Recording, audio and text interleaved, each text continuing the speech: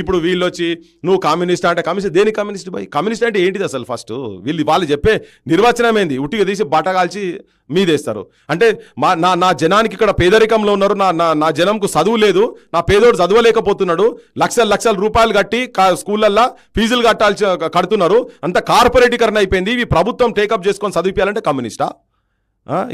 ఇలా వైద్యానికి ఎవడన్నా రోగం వస్తే ట్రీట్మెంట్ చేసుకోలేని సిచ్యువేషన్ నుండి శవాలై ఊరేగుతున్నారు ఊర్లల్లో, వాటి ఖర్చు లేక అప్పుల పాలవుతుంటే వాళ్ళ పక్షాన మాట్లాడితే కమ్యూనిస్టా? ఇవాళ నిరుద్యోగ సమస్య ఉంటే ఆ నిరుద్యోగ సమస్య మీరు ప్రభుత్వాలు ఫిలప్ చేయాలి, మీరు చేసిన ప్రామిసెస్లు మీరు అమలు చేయాలని చెప్పని మేము కొట్లాడితే కమ్యూనిస్టులా?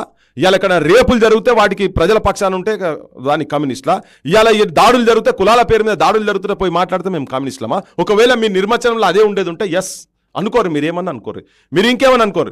కానీ మీకన్నా ఎక్కువ మాకున్నది, ఈ ప్రజల మీద మాకున్నది, ఈ సంస్కారం మీద మాకున్నది, ఈ భారతదేశ చరిత్రను కాపాడేటువంటి దమ్ము ధైర్యం ఉన్నోళ్ళం మేము.